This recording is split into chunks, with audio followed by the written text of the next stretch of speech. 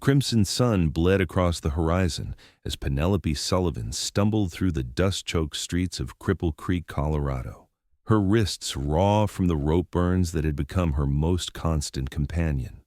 The year was 1885, and while the mining town buzzed with the promise of gold and opportunity, Penelope had discovered only deception and betrayal in its embrace.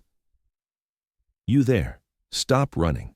The voice of Silas Wagner, the man who'd claimed ownership of her through forged debt papers, echoed behind her.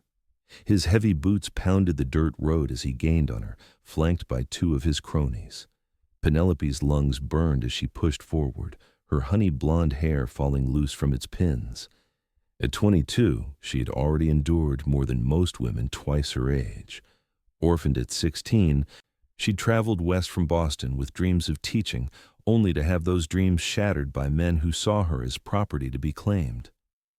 She rounded a corner and collided with something solid, a wall of muscle and leather that smelled of pine and tobacco.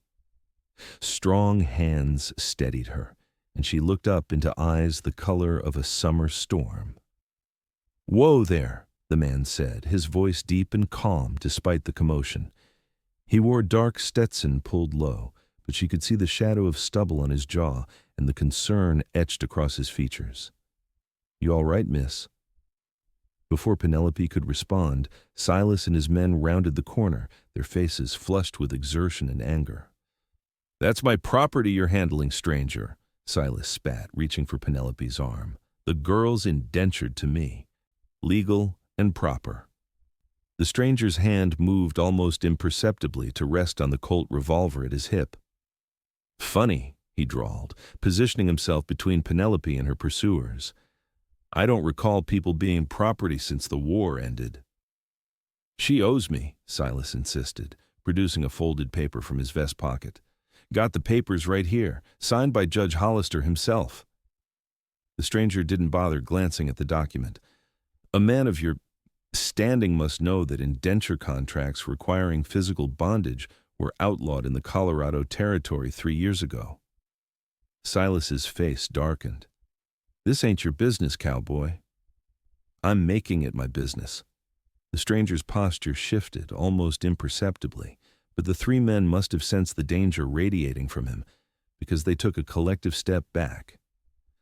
"Now, I suggest you fellas find some other way to occupy your time." For a moment, Penelope thought Silas might challenge him, but after a tense silence, he spat on the ground and gestured to his men. "This ain't over," he snarled, but the threat sounded hollow as they retreated down the street. Only when they were out of sight did the stranger turn to face her fully, and Penelope got her first clear look at her rescuer. He was tall and broad-shouldered, with dark hair that curled slightly where it met his collar. His face was weathered by sun and wind, but she guessed he wasn't more than 30. There was something in his eyes, a depth of experience beyond his years. "Thank you," Penelope said, suddenly aware of her disheveled appearance. "They've been after me for days. I thought I'd lost them in Denver, but—" She trailed off, glancing nervously over her shoulder. "Ethan Archer," he introduced himself, tipping his hat. "And it looks like you could use a cup of coffee and a safe place to catch your breath, Miss Sullivan. Penelope Sullivan." She hesitated, then added, "I don't want to impose or put you in danger. Silas Wagner has connections in this town." Ethan smiled, a genuine expression that softened his rugged features. "Miss Sullivan, I've faced worse than men like Silas Wagner. Besides," he added, glancing meaningfully at her raw wrists, "they tried to bind your hands. I'm of the mind that you'll never be bound again, at least not while I have anything to say about it." The conviction in his voice made Penelope's throat tighten with unexpected emotion. "Why would you help me?" "You don't know me. Let's just say I've got a particular dislike for men who try to own others." Something dark flickered across his face. "My father fought for the Union, died believing in freedom for all. I'd be disrespecting his memory to walk away." He offered his arm, and after a moment's hesitation, Penelope took it. There's a boarding house run by a widow named Mrs. Fletcher just up the street. She's a good woman, discreet. We can get you cleaned up and figure out your next steps." As they walked, Penelope became increasingly aware of her tattered dress and the stares of passers-by. Cripple Creek was still a rough mining town, and a woman alone drew attention, not all of it welcome. "I was a teacher back east," she found herself explaining, though Ethan hadn't asked. "After my parents died, I answered an advertisement for educators in Denver. The position fell through, and then—" She gestured helplessly at her situation. "Wagner offered you work," Ethan guessed. Penelope nodded. "As a housekeeper initially. But when I arrived, the terms had changed. The debt from my travel and board kept growing, and soon She swallowed hard. "He started calling me his property. When I refused his advances, he had me locked in a storage room. I escaped 3 nights ago." Ethan's jaw tightened, but his voice remained gentle. "You're safe now, Miss Sullivan. I give you my word on that." Mrs. Fletcher turned out to be a stout woman in her 50s with sharp eyes that missed nothing but a kind smile that put Penelope instantly at ease. She took one look at Penelope's wrists and Ethan's protective stance and ushered them inside without question. "This girl needs a hot bath, clean clothes, and a proper meal," she declared, giving Ethan a pointed look. "And you, Mr. Archer, can wait in the parlor." Ethan tipped his hat respectfully. "Yes, madam. I'll settle up for the room and board." "My funds are limited," Penelope protested, but Ethan shook his head. "Consider it a loan if you must, but we'll sort that out after you've rested." 2 hours later, Penelope emerged feeling transformed. Her wrists had been carefully bandaged, her hair washed and braided, and she wore a simple but clean blue dress that Mrs. Fletcher had provided. She found Ethan in the parlor, deep in conversation with a man in a marshal's badge. They both rose when she entered, and Ethan introduced the lawman. "Miss Sullivan, this is Marshal Thomas Reed. He'd like to hear your story about Silas Wagner, if you're up to it." Penelope's heart raced. "Is there trouble?" The marshal's face was grave. "Not for you, madam. Mr. Archer here says Wagner was holding you against your will. That's a serious offense, even in a town like this." So Penelope told her story, all of it. How she'd arrived in Denver full of hope, only to find herself trapped in what amounted to slavery. How Wagner had falsified papers, claiming she owed him for passage from Boston that he had never provided.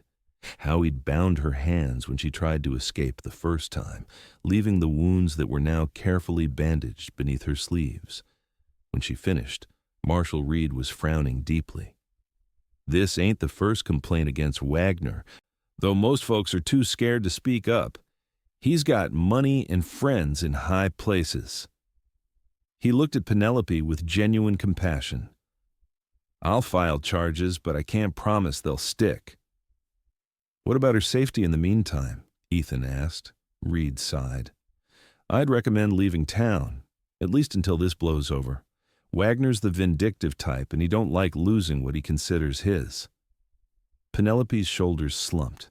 She had barely $4 to her name, not enough to start over somewhere new. "I'm headed to my ranch in the morning," Ethan said after a moment's consideration. "It's about 40 miles west of here, near a small settlement called Willow Creek.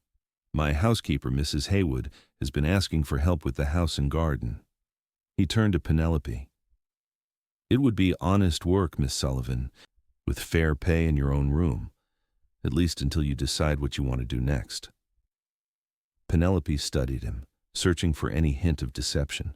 Finding none, she asked, "Why would you do this for me?" "Because it's the right thing to do," he answered simply. "And because I know what it's like to need a second chance." That night, as Penelope lay in her borrowed bed, she replayed the day's events in her mind. Since her parents' death, she had learned to distrust kindness, finding that it usually came with hidden costs. Yet something about Ethan Archer's steady gaze and quiet strength made her believe him when he said she would never be bound again. She fell asleep, wondering what story lay behind his eyes and whether Willow Creek might offer the fresh start she so desperately needed. The journey to Ethan's ranch began at dawn. Penelope, dressed in practical clothes provided by Mrs. Fletcher, met Ethan outside the boarding house where he waited with 2 horses and a small wagon loaded with supplies. "Have you ridden before, Miss Sullivan?" he asked, helping her onto a gentle-looking chestnut mare. "Not since I was a girl," she admitted, gripping the saddle nervously. "And please, call me Penelope. After yesterday, formality seems unnecessary." His smile was warm. "Penelope, then. And I'm Ethan." They set out as the sun crested the mountains, leaving Cripple Creek and its dangers behind. For the first hour they rode in companionable silence, the rhythm of the horses' hooves and the creak of the wagon creating a soothing backdrop. As they traveled, Ethan pointed out landmarks and shared stories of the region. He'd arrived in Colorado 5 years earlier, he told her, after serving with the Texas Rangers. He'd saved enough to buy a small cattle ranch, which he'd been steadily building ever since. "It's nothing fancy," he warned, "but it's good land with clean water. The house is solid, though Mrs. Haywood says it needs a woman's touch." Penelope found herself relaxing as the miles passed. The air was crisp and clean, the landscape breathtaking with its sweeping plains and distant mountains. For the first time in months, she felt the knot of anxiety in her chest begin to loosen. Around midday, they stopped by a creek to rest the horses and eat a simple meal of bread, cheese, and apples. Sitting on a fallen log, Penelope watched as Ethan checked the horses and refilled their water canteens. "You mentioned your father fought for the Union," she said when he joined her. "Were you raised in the North?" Ethan shook his head. "Kentucky, border state. My father believed in the Union, but my uncle rode with the Confederacy." A shadow crossed his face. Family gatherings were tense for years after. "My father was a professor at Harvard," Penelope offered. "He taught history and literature. My mother was English, came over as a governess, and never went back." She smiled at the memory. "They gave me books and ideas, but very little practical knowledge for surviving in the world." "Yet here you are, surviving," Ethan observed. "That takes courage, not just book learning." His words warmed her, but she shook her head. "If I were truly courageous, I never would have let myself get trapped by Silas Wagner in the first place." Ethan's expression turned serious. "Desperation isn't weakness, Penelope. We all do what we must when backed into corners. It's what you do afterwards that defines you." "And what defined you, Ethan Archer?" she asked softly. "What corner were you backed into?" For a moment she thought he wouldn't answer, but then he sighed.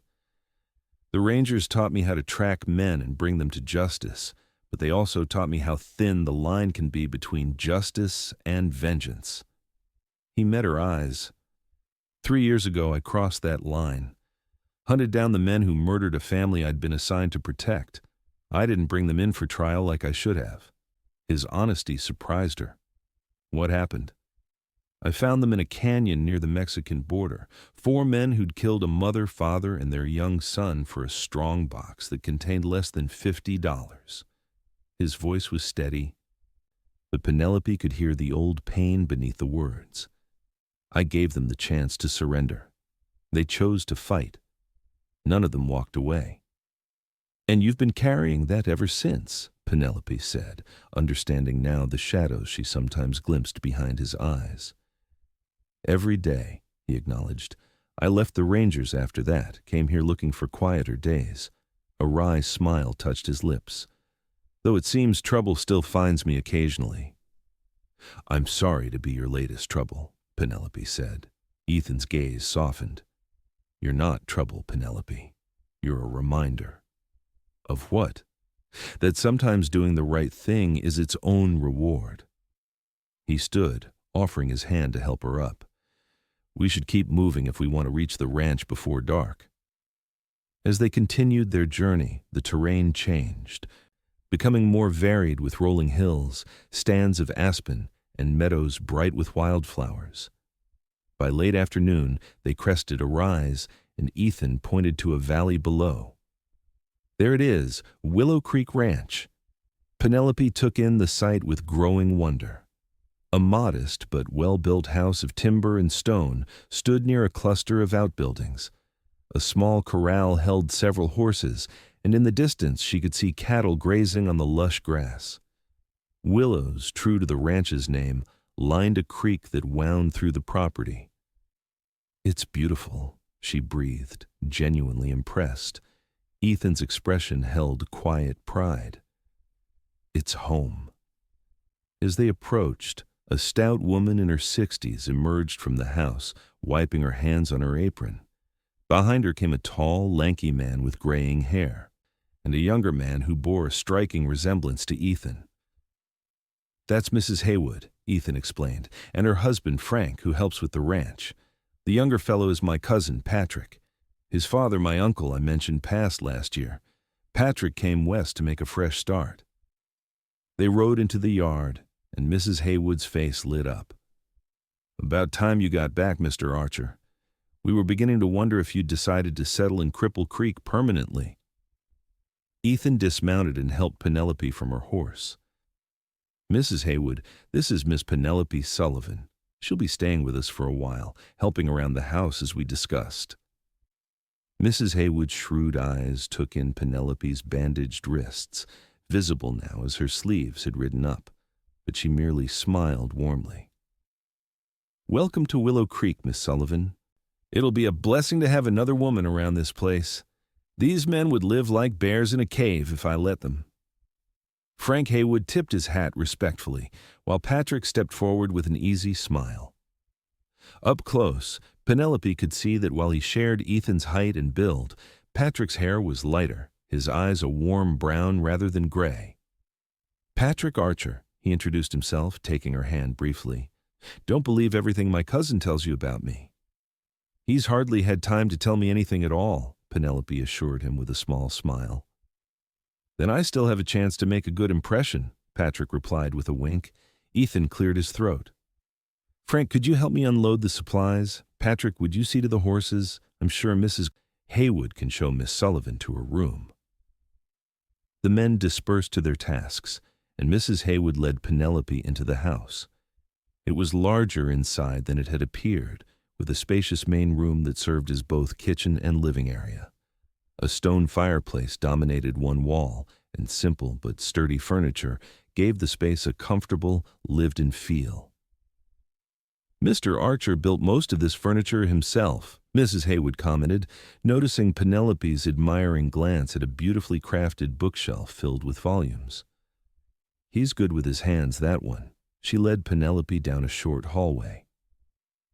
"The master bedroom is there," she pointed to a door at the end, "and that's Patrick's room across from it. This one will be yours." She opened a door to reveal a modest but clean room with a narrow bed, a small dresser, and a window that looked out on the creek. "It's not fancy, but it's private." "It's perfect," Penelope said sincerely. After months of uncertainty, even this simple room felt like luxury. "There's a washstand in the corner," Mrs. Haywood continued. "Bath day is Saturday. We heat water on the stove and use the big copper tub in the kitchen. The outhouse is out back, and there's a pump for fresh water by the kitchen door." She paused, her expression softening. "Mr. Archer didn't say much about your situation, Miss Sullivan, but I can tell you've had a hard time of it. You're safe here." Tears pricked at Penelope's eyes at the woman's kindness. "Thank you." Mrs. Haywood patted her arm. "Get yourself settled. Dinner's in an hour. Nothing fancy tonight, just stew and biscuits, but we eat well here." Left alone, Penelope sank onto the bed, overwhelmed by the day's journey and the reality of her new situation. She had gone from captivity to freedom, from danger to safety, all in the span of 24 hours, and all because a stranger had decided she was worth saving. She unpacked her meager belongings, which consisted mostly of the clothes Mrs. Fletcher had given her, a hairbrush, and her mother's locket, the one thing she had managed to keep hidden from Silas Wagner. Inside was a tiny portrait of her parents on their wedding day, their faces young and full of hope. "I'm trying, Mama," she whispered, touching the faded image. "I'm trying to find my way." When Penelope emerged for dinner, she found the men already seated at the large oak table while Mrs. Haywood bustled about, ladling stew into bowls. Ethan rose when she entered, gesturing to an empty chair beside him. "I hope you found your room comfortable," he said as she sat. "Very much so," she assured him. "It's more than I expected." Frank Haywood offered a blessing over the food, and then conversation flowed easily as they ate. Patrick regaled them with stories of the new foal born while Ethan was away, and Frank reported on the cattle herd's condition. Mrs. Haywood kept everyone's bowls full and occasionally added her own observations about local happenings. Penelope found herself relaxing in the warm atmosphere. These people were strangers, yet they had welcomed her without question. It was more kindness than she had experienced since leaving Boston. Miss Sullivan was a teacher back east, Ethan mentioned during a lull in the conversation. "Harvard-educated father," she said. "A teacher!" Mrs. Haywood exclaimed. "Well, isn't that fortunate? There's talk in town of opening a proper school come fall. Until now, Pastor Miller's wife has been teaching the children in the church 2 days a week, but with more families settling here, they're looking for someone with real training." Penelope's heart quickened at the idea. "I would love to teach again, though I'm not sure how long I'll be staying." "No need to decide anything tonight," Ethan said gently. "You've had quite a journey these past days." After dinner, while Mrs. Haywood and Penelope washed the dishes, the older woman shared more about Willow Creek and its inhabitants. "It's a small settlement, just a few dozen families, but it's growing. We've got a general store, a church, a saloon, though Mr. Archer rarely sets foot in there in Doc Wallace's place. He's a good physician, came west for his wife's consumption. She passed 2 winters ago, but he stayed on." "And the people?" Penelope asked. "Are they welcoming to newcomers?" "Mostly," Mrs. Haywood said thoughtfully. "Though, like anywhere, we've got our share of gossips and troublemakers. The widow Parker runs the general store and knows everyone's business. The Claytons own the largest spread around, not as well kept as this one, but 3 times the size. Their eldest son, Thomas, fancies himself quite the catch." She lowered her voice. "Been sniffing around for a wife since his father promised him a parcel of land when he marries." Penelope smiled at the woman's candid assessment. "And Ethan, Mr. Archer, how is he regarded?" Mrs. Haywood's expression grew fond, respected, though some find him standoffish. "He keeps to himself mostly, but he's fair in his dealings and generous when others fall on hard times. Last winter, when the Wilsons' place caught fire, he was the first to offer help rebuilding." "He seems like a good man," Penelope said softly. "One of the best," Mrs. Haywood agreed. "Though he carries burdens he doesn't share." She studied Penelope with knowing eyes. "Perhaps you understand something about that." Later, as darkness settled over the ranch and the household prepared for bed, Penelope found herself drawn to the porch, where the night air was cool and fragrant with pine. She was surprised to find Ethan already there, leaning against a post, his gaze fixed on the stars scattered across the velvet sky. "I'm sorry," she said, starting to retreat. "I didn't mean to intrude." "You're not intruding," he assured her, straightening. "I was just thinking." She moved to stand beside him, wrapping her shawl more tightly around her shoulders. Deep thoughts by the look of it. His smile was barely visible in the darkness. "Just wondering if I did the right thing, bringing you here." The words stung slightly. "Are you having second thoughts?" "Not about helping you," he clarified quickly. "About whether this is the best place for you. You're educated, cultured. This ranch, this life, it's a far cry from Harvard and Boston." My father may have taught at Harvard, but we lived modestly," Penelope told him. "And Boston holds nothing for me now but painful memories." She looked out at the silhouettes of mountains against the night sky. This place has its own kind of beauty, its own kind of peace. That it does, Ethan agreed. After a moment, he added, I meant what I said, Penelope. You can stay as long as you need, whether that's a week or a year or longer. Why? The question had been troubling her since their first encounter. Why go to such lengths for a stranger? Ethan was quiet for so long that she thought he might not answer. Finally, he said, When I was with the Rangers, I once tracked a man who'd taken a young woman captive. By the time I found them, his voice tightened. I was too late to save her. She'd been bound, abused, left to die alone in a place no one would find her. Penelope's breath caught at the raw pain in his voice. I've never forgotten her face, he continued, or my failure. So when I saw you yesterday with those rope burns on your wrists, he exhaled slowly. I couldn't fail again. Understanding dawned. So, I'm your redemption? No, he said firmly. You're a reminder that sometimes we get second chances to do the right thing. He turned to face her fully. But you're not a symbol or a duty to me, Penelope. You're a person who deserves safety and respect. Nothing more complicated than that. The honesty in his voice touched something deep within her. Thank you for saying that. A comfortable silence fell between them, broken only by the distant call of a nighthawk and the soft rustling of leaves in the breeze. We should get some rest, Ethan finally said. Tomorrow comes early on a ranch. As they turned to go inside, Penelope impulsively touched his arm. Ethan, I'm glad it was you who found me yesterday. His eyes, silver in the moonlight, held hers for a heartbeat longer than necessary. So am I, Penelope. So am I. That night, for the first time in months, Penelope slept without fear of what the morning might bring. The weeks that followed settled into a rhythm that surprised Penelope with its comfort and simplicity. Each day began before dawn, with Mrs. Haywood starting the breakfast fire, while Ethan, Patrick, and Frank saw to the morning chores.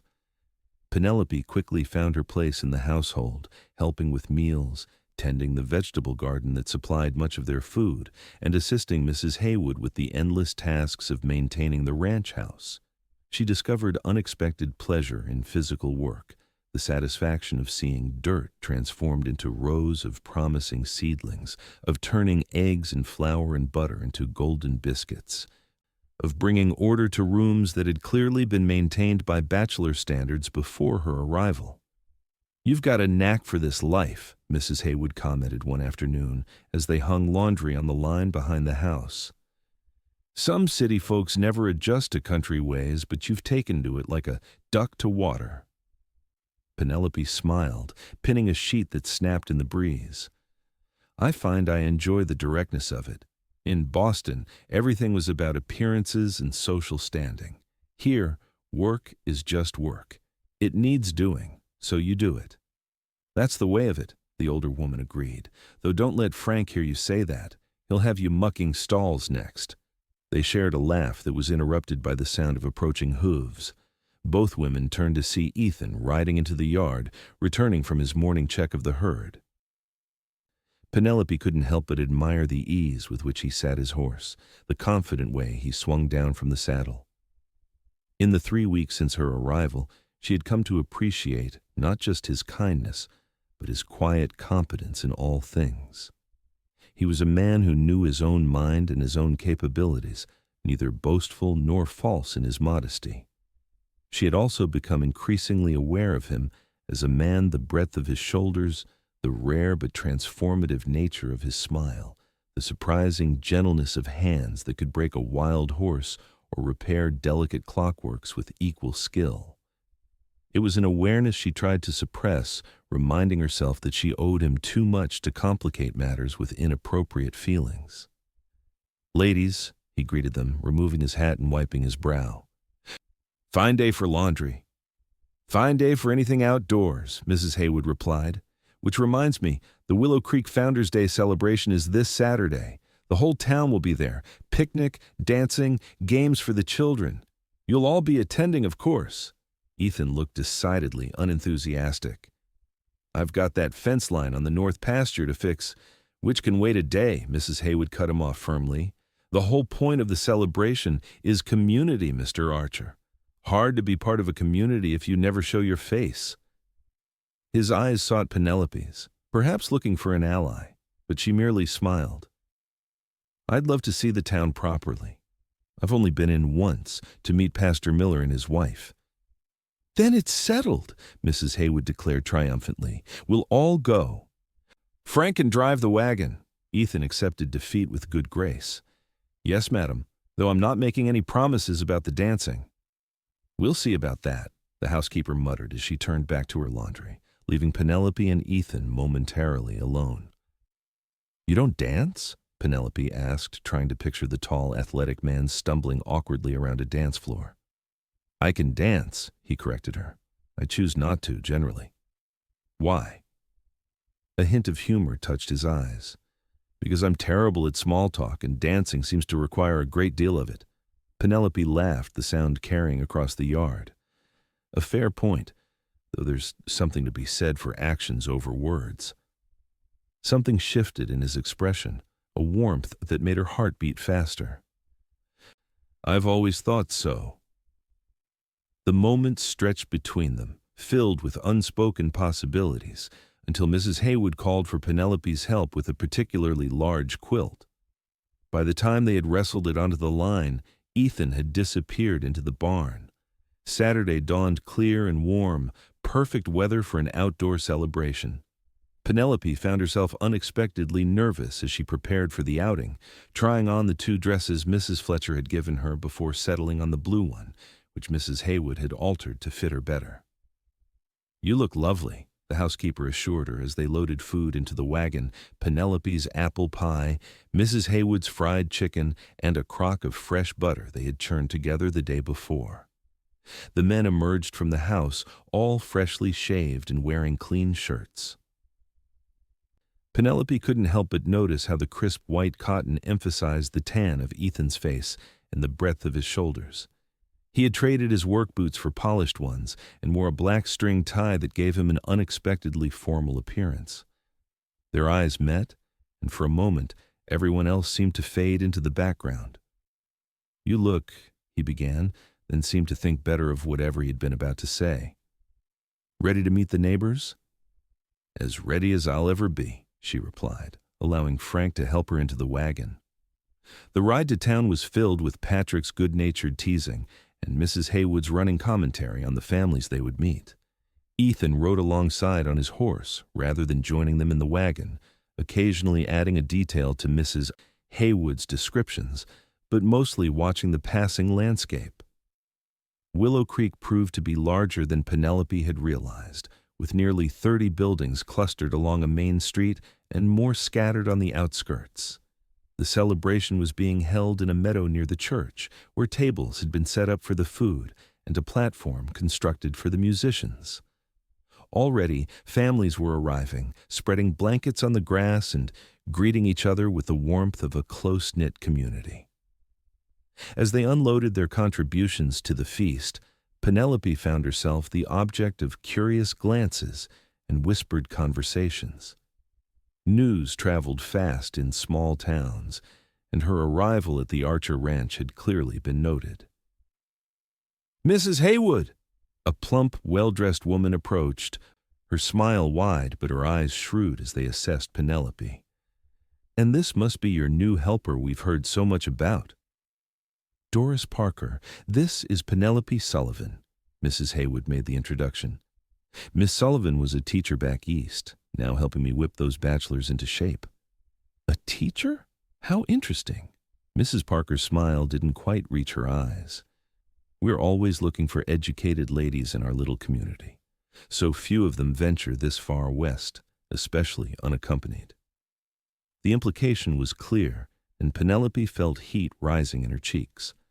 Before she could respond, Ethan appeared at her side. "Miss Sullivan came highly recommended by mutual friends in Denver," he said smoothly. "We're fortunate to have her." Mrs. Parker's expression shifted subtly at Ethan's presence. Indeed. Well, I should check on the lemonade. So nice to meet you, Miss Sullivan. As she bustled away, Penelope released a breath she hadn't realized she was holding. I see what Mrs. Haywood meant about the town gossip. Doris Parker considers it her personal mission to know everyone's business, Ethan confirmed. Best to establish boundaries early. By lying about mutual friends in Denver? The corner of his mouth quirked up. Not a lie. Marshall Reed spoke very highly of you, and I consider him a friend. Before Penelope could respond, they were surrounded by introductions as what seemed like the entire town came to meet the newcomer. Pastor Miller and his wife were particularly welcoming, immediately engaging Penelope in a conversation about education.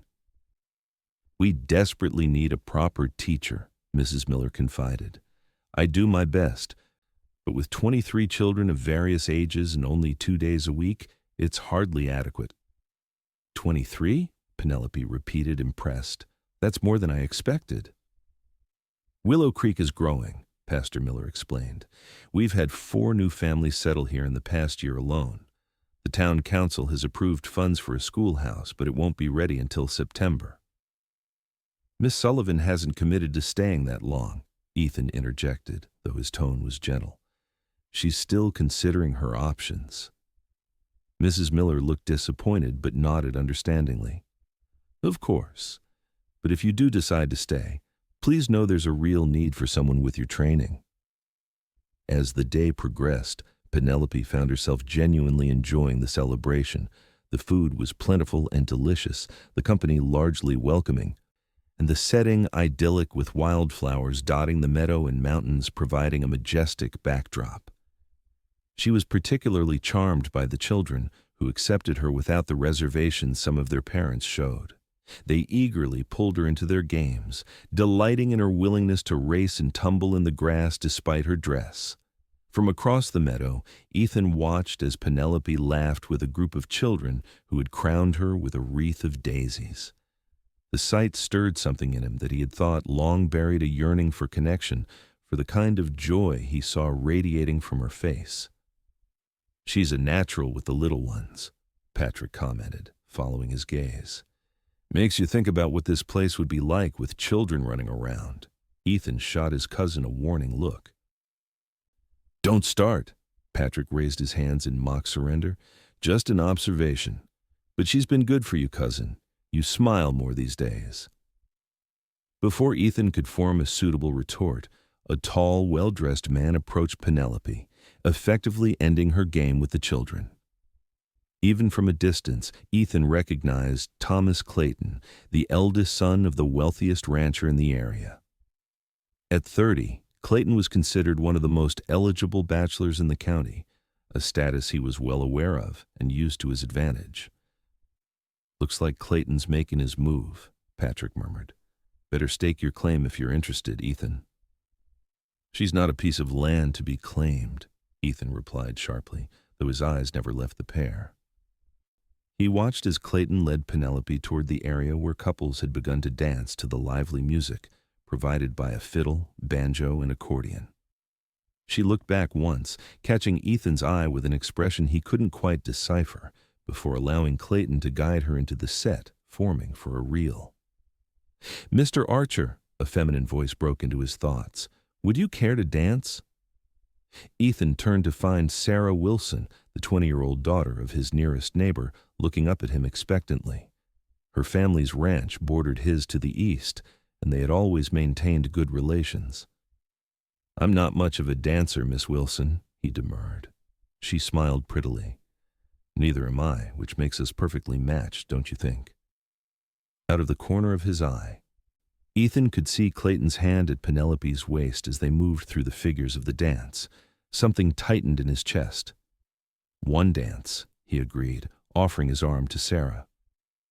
As they joined the set opposite Penelope and Clayton, Ethan saw surprise register on Penelope's face, followed quickly by a smile that transformed her features.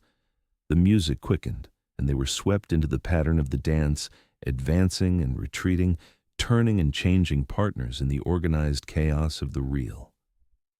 When the pattern brought Penelope briefly into his arms, her cheeks were flushed, her eyes bright with exertion and pleasure.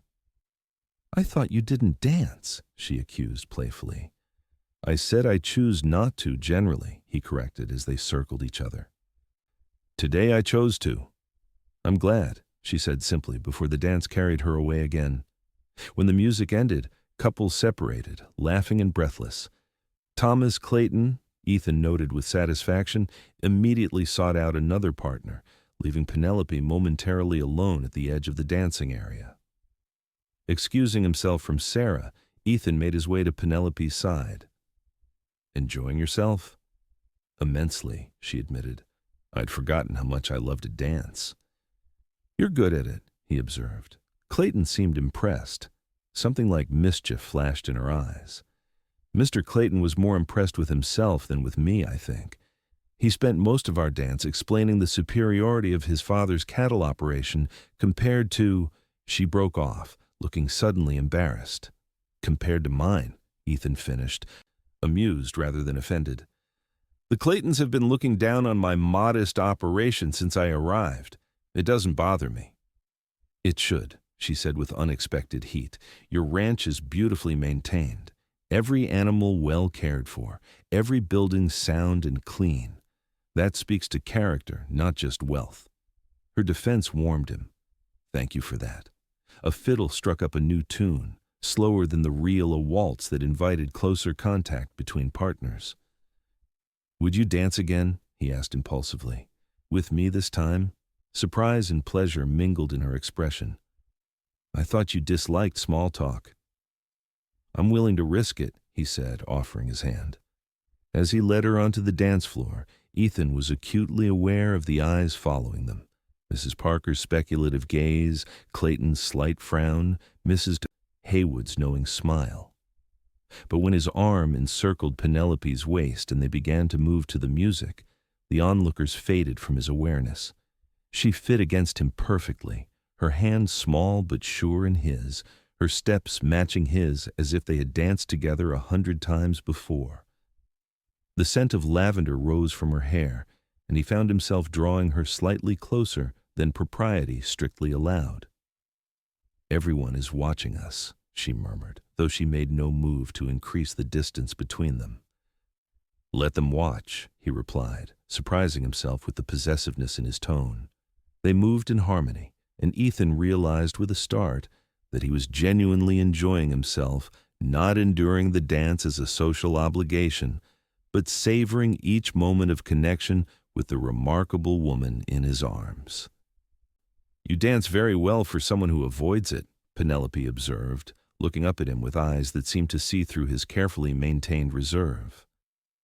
"My mother insisted all her sons learn," he explained. "She said a man who can dance can navigate any social situation." "You have brothers?" "2, both still in Kentucky.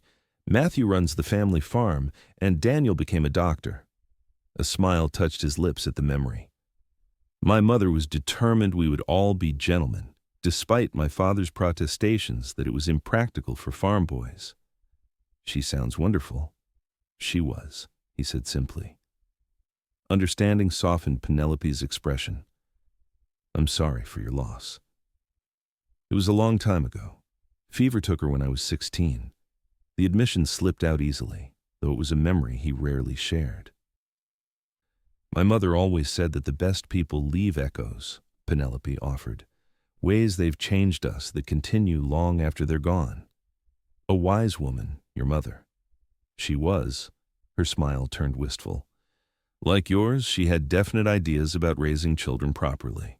She used to say that education without character was like a house built on sand." "Is that why you became a teacher? To build on solid ground?" The question seemed to surprise her. "I suppose it was. I wanted to give children more than just facts and figures. I wanted to help shape how they see the world with curiosity and compassion." "You'd be good at it," Ethan said, and meant it. He had seen how the children responded to her today, drawn to her natural warmth and patience. The music was drawing to a close, but Ethan found himself reluctant to release her. As the final notes faded, they stood for a moment longer than necessary, still connected, until the fiddle began another tune, and reality reasserted itself. "Thank you for the dance," Penelope said as they moved away from the dance floor. "My pleasure," Ethan replied, meaning it more than she could know. The remainder of the celebration passed in a blur of conversations, games, and shared meals as the sun began its slow descent toward the mountains. By the time they loaded the empty dishes back into the wagon for the journey home, Penelope had met most of Willow Creek's residents and received no fewer than 3 invitations to tea from ladies curious to know more about the Eastern teacher staying at the Archer Ranch. "You've made quite an impression," Mrs. Haywood commented as they settled into the wagon. "Especially on Thomas Clayton. He asked me all sorts of questions about you." Penelope glanced at Ethan, who was securing his horse to the back of the wagon rather than riding separately as he had on the journey in. He gave no indication of having heard Mrs. Haywood's remark, but something in the set of his shoulders suggested tension. "Mr. Clayton was very polite," Penelope said neutrally, "but I'm not looking for suitors." "A woman alone in the West needs to consider her options," Mrs. Haywood replied, though her tone was kind. "Not that you need to rush, of course." The ride home was quieter than the journey out, everyone tired from the day's activities. Penelope found herself sitting beside Ethan, their shoulders occasionally brushing as the wagon navigated the rutted road. Each point of contact sent a current through her that had nothing to do with the cooling evening air. As the ranch came into view, silhouetted against the sunset, Penelope was struck by how much it already felt like home. In just a few weeks, she had come to love the rhythm of life here, the predictable chores, the satisfying work, the easy camaraderie of meals shared around the long table. And most of all, she had come to treasure her growing friendship with Ethan. Their conversations on the porch in the evenings, their shared love of books, the way he listened when she spoke, as if her thoughts mattered deeply to him, all of it had created a bond that she hadn't expected, but now couldn't imagine being without. The question that had been forming in her mind since her conversation with the Millers now came into sharper focus. Could she build a life here? Not just temporarily, but permanently. As they unloaded the wagon and prepared for the evening, Penelope found herself alone with Ethan in the barn, where they were storing the empty dishes until morning. "You were right," she said, breaking the comfortable silence between them. "About the community here. They're good people mostly." "Mostly," he agreed with a slight smile, "though Mrs. Parker will have your entire life story fabricated by morning if you give her half a chance." Penelope laughed. "I'm more concerned with what the Millers said about the school. 23 children with no proper teacher." Ethan paused in his work, studying her face in the lantern light. "Are you considering their offer?" "Would that be unwelcome?" she asked carefully. "If I decided to stay in Willow Creek?" "No," he said, his voice low and certain. "It wouldn't be unwelcome at all." The moment hung between them, charged with possibility, until Frank's call from the house broke the spell. As they walked back together, Ethan's hand brushed hers briefly, perhaps accidentally, perhaps not, and Penelope allowed herself to hope that the future might hold more than just safety. It might hold belonging as well. The days that followed the Founders' Day celebration brought a change to Willow Creek Ranch, subtle at first, then increasingly apparent as June gave way to July. Penelope found herself spending more time with Ethan, often accompanying him on rides around the property or sitting with him in the evenings while he worked on equipment repairs and she mended clothing. Their conversations deepened, moving beyond polite exchanges to genuine sharing of thoughts and experiences. She told him about her childhood in Boston, the loss of her parents to influenza within weeks of each other, her failed attempt to support herself as a seamstress before answering the advertisement that had led her to Denver and ultimately to Silas Wagner. In turn, Ethan shared more about his time with the Texas Rangers, his decision to leave that life behind, and his dream of building a place where he could live by his own code. He spoke of his brothers and their letters full of news from Kentucky, of the books he'd read during long nights on the trail, of his hopes for expanding the ranch when the right opportunity arose. Mrs. Haywood observed these developments with knowing eyes, but made no comment beyond an occasional smile when she found them deep in conversation. Patrick was less subtle, teasing his cousin about courting in plain sight, which invariably earned him a glare from Ethan and a blush from Penelope. One evening in mid-July, as a summer storm gathered over the mountains, Ethan found Penelope on the porch, watching the lightning illuminate the distant peaks. "Storm's coming," he said unnecessarily, coming to stand beside her at the railing. "Should hit within the hour." "It's beautiful," she replied, eyes fixed on the play of light across the darkening sky. "Frightening, but beautiful."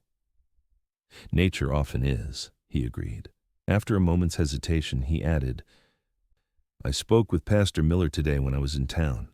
The school board has approved hiring a teacher for the fall term. They're offering the position to you if you want it." Penelope turned to him surprised. "But I haven't formally applied or interviewed." "Apparently your work with the children at the celebration was interview enough," he told her. "Mrs. Miller was quite impressed, and the other board members trust her judgment. They're offering $40 a month, plus room and board with the Millers until the teacher's cottage is finished." The sum was generous for a small town school, and the position itself was exactly what she had hoped for when she had left Boston. Yet Penelope found herself strangely reluctant to accept immediately. "I'd have to leave the ranch," she said slowly. "Yes," Ethan acknowledged, his voice carefully neutral. "Though town is only a few miles away, you could visit."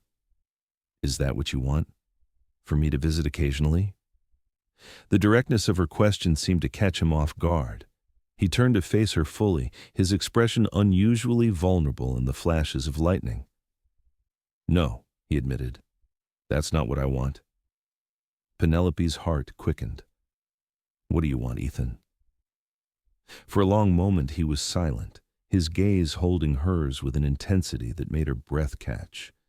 When he spoke, his voice was low but steady.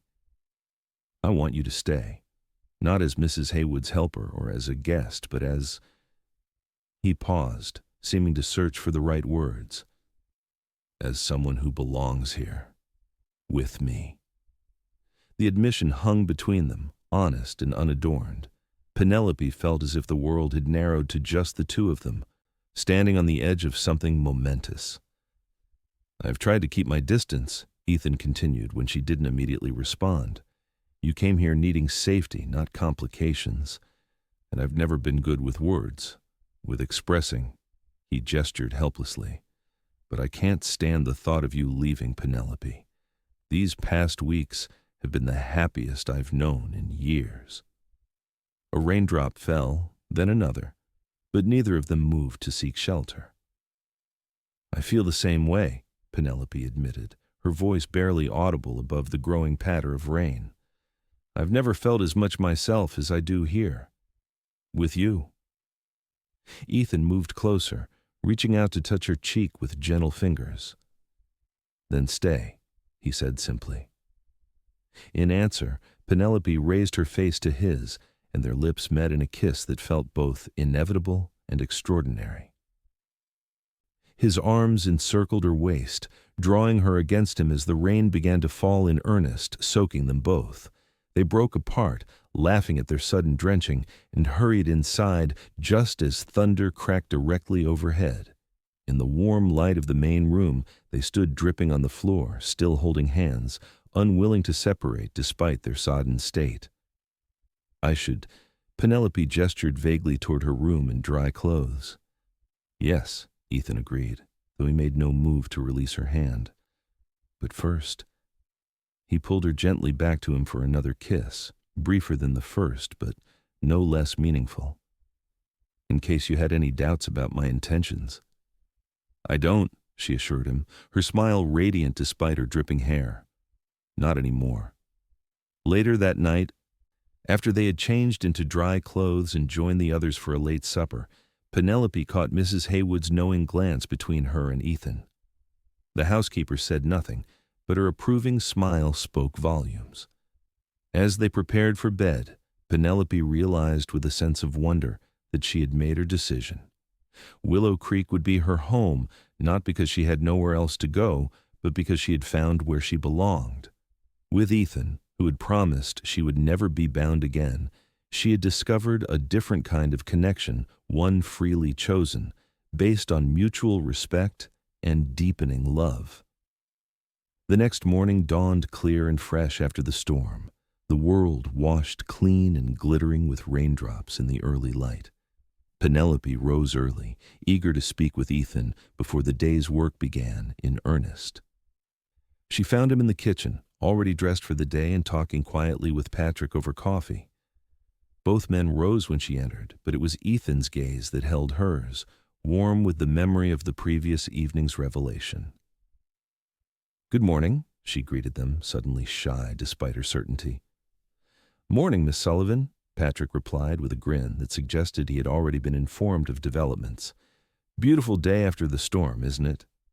"Indeed it is," she agreed, accepting the cup of coffee Ethan poured for her. Their fingers brushed during the exchange, a deliberate touch that sent warmth through her. Patrick cleared his throat. "Well, I should check on that fence line we were discussing, Ethan. Frank's probably waiting." With a knowing look between them, he grabbed his hat and headed for the door. "Don't be too long, cousin. Cattle won't wait on your courting." When they were alone, Ethan moved closer, his expression serious despite the happiness evident in his eyes. "I meant what I said last night," he began. "I want you to stay. But I understand if the teaching position is important to you. We could find a way to make that work, too." Penelope set down her coffee cup and took both his hands in hers. "The teaching position is tempting," she admitted, "but it's not the only way I can contribute. There are children nearby who could come here for lessons a few days a week, at least until the school is built." "You've thought about this," he observed. "I've thought about little else," she confessed. "About what I want my future to look like, who I want to share it with." Ethan's hands tightened on hers. And I choose this," she said simply. "I choose you, and this ranch, and the life we could build here together." The joy that transformed his face was answer enough, but he pulled her into his arms anyway, holding her as if she were the most precious thing in his world. "I love you, Penelope Sullivan," he murmured against her hair. "I think I have since the moment you collided with me on that street in Cripple Creek." "I love you too," she replied, the words coming easily now that she had acknowledged the truth of her feelings, though I was a bit slower to realize it. His laugh was warm against her skin. "You had other things on your mind at the time." "True," she agreed, pulling back to look at him.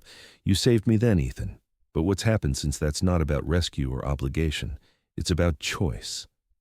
My choice." "Our choice," he corrected gently. "And speaking of choices." He released her reluctantly and moved to the small desk in the corner of the room, returning with something in his hand. "I've had this for years. It was my grandmother's, then my mother's. I've been waiting for the right person to give it to." He opened his palm to reveal a simple gold band set with a small but perfect sapphire. "It's not fancy like what you might have had back east." "It's beautiful," Penelope interrupted, her voice thick with emotion. "It's yours," he said, "if you'll have me as your husband." Tears pricked at her eyes as the full import of the moment registered.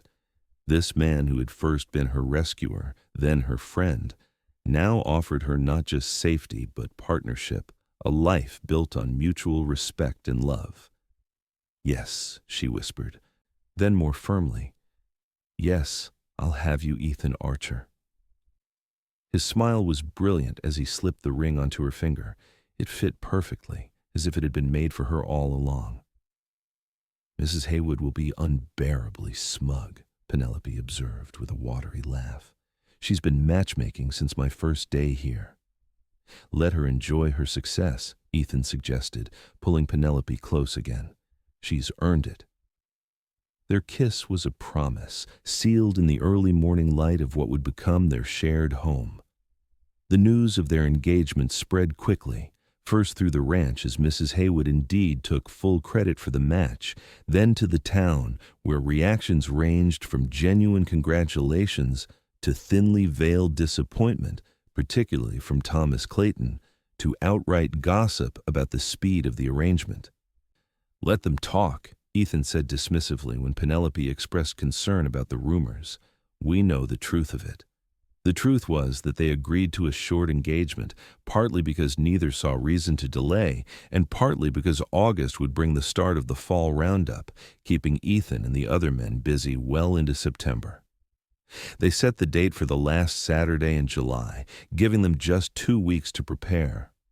Preparations for even a simple wedding created a flurry of activity at the ranch. Mrs. Haywood took charge with military precision, delegating tasks to everyone in the household. Patrick and Frank were sent to town for supplies, while she and Penelope turned their attention to Penelope's wedding dress. "No bride of mine is getting married in a borrowed dress," Mrs. Haywood declared, producing a length of fine cream-colored cotton from a chest in a room. "I've been saving this for something special, and this certainly qualifies." Together, they designed and sewed a simple but elegant dress that flattered Penelope's slender figure. Mrs. Miller contributed a length of lace for the collar and cuffs, and Mrs. Wilson sent over a wreath of dried orange blossoms that her daughter Sarah had worn at her own wedding the previous year. Amid the preparations, life at the ranch continued. Cattle needed tending, meals needed cooking, and the everyday work of maintaining the property didn't pause for romance. But Ethan and Penelope found moments to be alone together, early morning rides before the day's work began, quiet conversations on the porch after supper, brief touches and glances that spoke volumes about their growing bond. One evening, a week before the wedding, Ethan took Penelope to a spot on the property she hadn't yet seen, a small clearing by the creek, where willows formed a natural bower and wildflowers grew in profusion. "It's lovely," she said, turning in a circle to take in the peaceful setting, "like something from a fairy tale." "I thought we might hold the ceremony here," Ethan suggested, watching her reaction carefully. "Rather than in town at the church, just us and our closest friends." The idea appealed to Penelope immediately. "It's perfect, private and personal, like our relationship has been." Relieved by her approval, Ethan led her to a fallen log where they could sit side by side, watching the creek flow by. "There's something else I wanted to show you," he said, reaching into his pocket and producing a folded document. Curious, Penelope opened it to find a deed to a parcel of land adjacent to the ranch. "You bought more property." "Not exactly." He pointed to the name on the deed. "I put it in your name. 20 acres along the eastern boundary, including that rise with the stand of pines. It's good land with water rights from the creek." Penelope stared at the document, then at him, confused. "But why? Everything will be shared when we marry." "Because I want you to have something that's unquestionably yours," he explained, his expression serious. "Something no one can ever take from you, regardless of our marriage." Understanding dawned as she realized what he was offering: not just land, but independence, security that was hers alone. "After what happened with Wagner," Ethan continued, "I never want you to feel trapped or dependent, even with me, especially with me." Tears welled in Penelope's eyes at the depth of consideration behind the gesture. "Thank you," she whispered, touched beyond words by his understanding of what such security meant to her. "But you should know I've never felt anything but free with you, Ethan." His smile was tender as he brushed away a tear that had escaped down her cheek. "And that's how I want it to stay. Always." The day of the wedding arrived with perfect late July weather, warm sunshine tempered by a gentle breeze that carried the scent of pine and wildflowers. The clearing by the creek had been transformed with simple decorations, ribbons tied to the willow branches, a carpet of fresh-cut grass leading to the spot where Pastor Miller would perform the ceremony. and wildflowers gathered in mason jars to mark the aisle. In the main house, Penelope sat at her dressing table as Mrs. Haywood arranged the orange blossom wreath atop her carefully styled hair. The cream-colored dress, with its lace trim and fitted bodice, made her look like a vision from another era, elegant but practical, just as she had become. "There," Mrs. Haywood said, stepping back to admire her handiwork. "You're a beautiful bride, my dear. Mr. Archer won't know what hit him." A knock at the door revealed Patrick, looking unusually formal in a clean black suit and polished boots. "Ladies," he greeted them with a bow, "the guests are arriving, and my cousin is about to wear a hole in the ground with his pacing. It might be time to put him out of his misery." Mrs. Haywood swatted him with her handkerchief. "Such talk on a wedding day. Go tell them we'll be along directly." When he had gone, the older woman turned to Penelope with unexpected emotion in her eyes. "I never had daughters of my own," she said softly, "but if I had, I'd have wanted one just like you." Penelope embraced her, careful not to disturb either of their outfits. "Thank you for everything, Mrs. Haywood, for welcoming me, for guiding me, for seeing what Ethan and I could be together before we saw it ourselves." "Oh, I saw it that first day when he brought you home," the housekeeper admitted with a smile. "The way he looked at you like he'd found something precious he thought he'd lost forever." The observation brought fresh tears to Penelope's eyes, which she hastily blinked away. "I'm ready," she said, squaring her shoulders. "Ready to begin our life together." The ceremony itself was simple but deeply meaningful. About 20 guests had gathered: the Millers, the Wilsons, Doc Wallace, and other friends from town who had come to know and respect both Ethan and Penelope. Mrs. Haywood and Frank stood with Penelope, while Patrick served as Ethan's best man. When Penelope appeared at the head of the makeshift aisle on Frank's arm, he had offered to give her away, an offer she had gratefully accepted. She had eyes only for Ethan. He stood tall and straight by the creek, watching her approach with a look of such tender wonder that her heart felt too full for her chest. His voice was steady as he repeated the vows, promising to love, honor, and cherish her for all the days of his life. When it came her turn, Penelope spoke clearly, wanting everyone to hear her commitment to this man who had changed her life in ways she was still discovering. "I, Penelope, take you, Ethan, to be my lawfully wedded husband," she recited, her eyes locked with his. "To have and to hold, from this day forward, for better, for worse, for richer, for poorer, in sickness and in health, to love and to cherish, till death do us part." As he slipped the gold band onto her finger to join his grandmother's ring, Ethan added words that weren't part of the traditional ceremony. "You will never be bound against your will again, Penelope. This I swear." The simple addition brought murmurs of approval from those who knew their story, and tears to Penelope's eyes as she recognized the echo of his first promise to her on that dusty street in Cripple Creek. "I now pronounce you husband and wife," Pastor Miller declared. "What God has joined together, let no man put asunder." Ethan's kiss was gentle but thorough, a public declaration of private devotion that left Penelope breathless and the assembled guests applauding. The celebration that followed was joyous, a feast laid out on trestle tables under the trees, music provided by local musicians, dancing on the grass as the afternoon lengthened into evening. Penelope found herself passed from partner to partner as the men claimed their traditional dances with the bride, but her eyes always sought Ethan, finding him watching her with a contentment that matched her own. As the sun began to set, casting golden light through the willows, Ethan reclaimed his wife for a final dance. "Happy, Mrs. Archer?" he asked, his arms secure around her waist. "Completely," she assured him, resting her head against his chest, "though I still can't quite believe it's real." "It's real," he promised, his lips brushing her temple, "and it's just the beginning."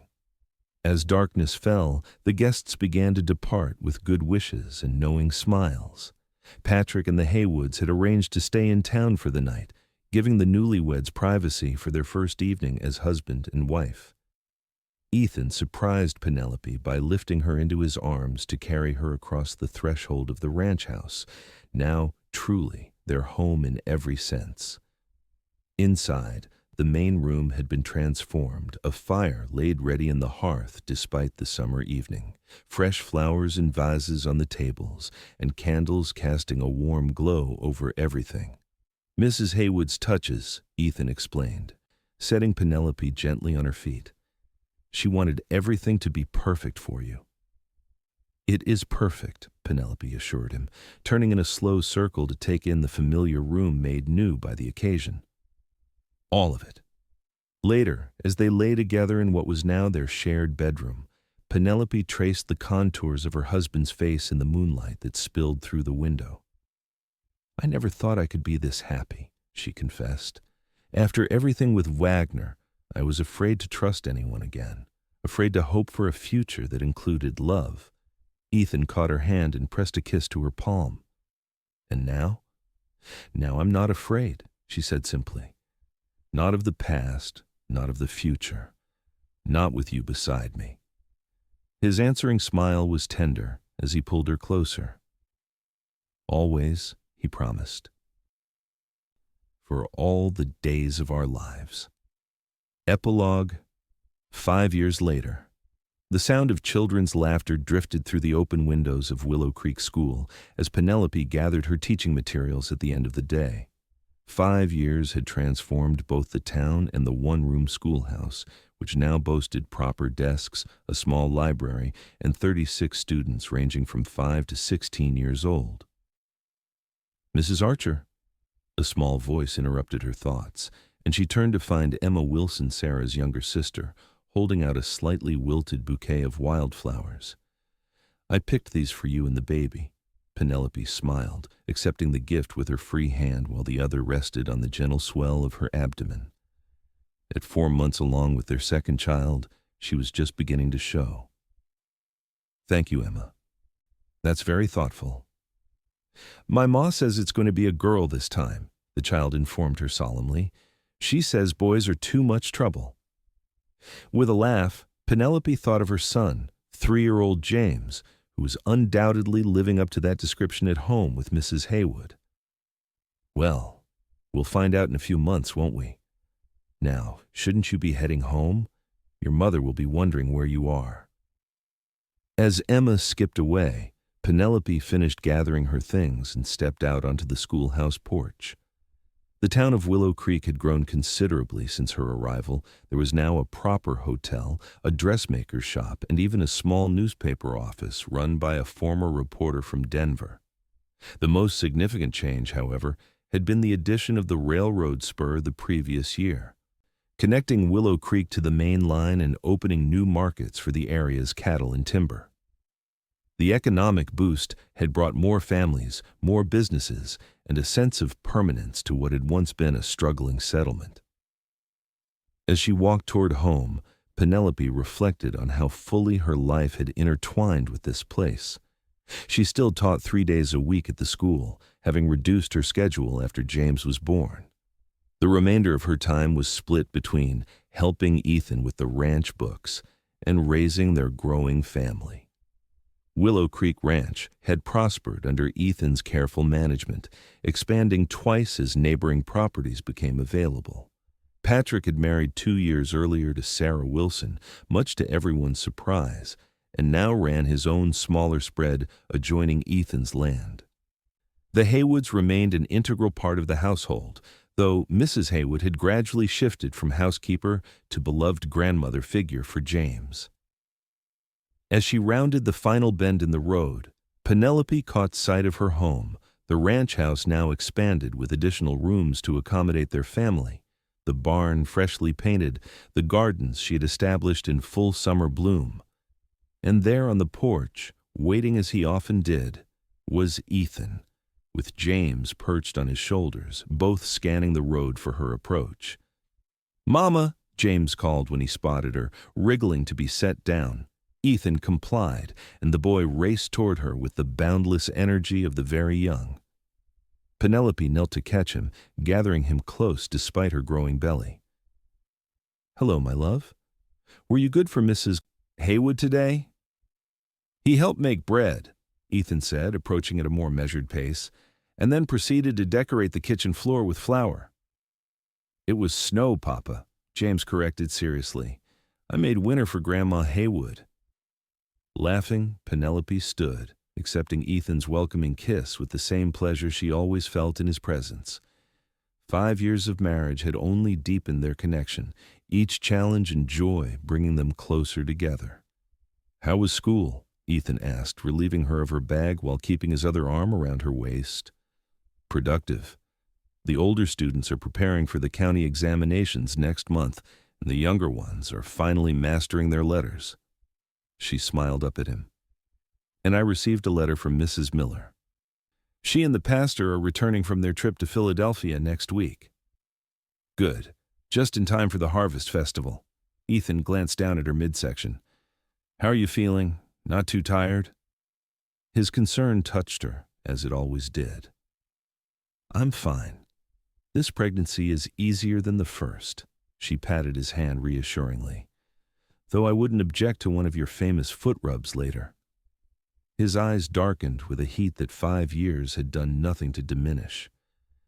"I think that can be arranged, Mrs. Archer." As they walked the final distance to the house, James running ahead to tell Mrs. Haywood about seeing his mother, Penelope leaned into Ethan's solid presence, overwhelmingly grateful for the life they had built together. "Do you ever think about that day in Cripple Creek?" she asked suddenly. "When we first met?" Ethan's arm tightened around her. "Often," he admitted. "I remember how brave you were, even then, scared, but determined. I remember how safe I felt when you stepped between me and Silas," she recalled. "It was the first time in months that I believed things might actually be all right." They had reached the porch steps, but instead of going inside, Ethan turned to face her, his expression serious as he took both her hands in his. "I meant what I said that day, you know, and again at our wedding, that you would never be bound again." "I know," she said softly, "and you've kept that promise in ways I never could have imagined." She squeezed his hands. "You haven't just kept me free, Ethan. You've given me a life where I can truly flourish." His smile was tender as he brushed a strand of hair from her face. "We've given that to each other, I think." From inside, they could hear James chattering excitedly to Mrs. Haywood and the clatter of supper preparations, the sounds of home, of family, of belonging. "Yes," Penelope agreed, rising on tiptoe to kiss him once more before they went inside to join their family. "We have." As the sun set behind the mountains, casting long shadows across the land they both loved, Penelope reflected that there were many kinds of bonds in this world. The ones that had once marked her wrists had long since faded to faint scars, reminders of a past that had shaped but no longer defined her. The bonds she shared now with Ethan, with their son, with the child growing within her, with this community that had embraced her, these were bonds freely chosen, strengthened by love and mutual respect. Not restraints, but connections, not imprisonment, but belonging. She had indeed never been bound again, not in the way Ethan had first meant when he spoke those words. Instead, she had found something far more precious, the freedom to love and be loved, without fear and without reservation. And that, Penelope knew as she crossed the threshold of their home, hand in hand with her husband, was the greatest freedom of all.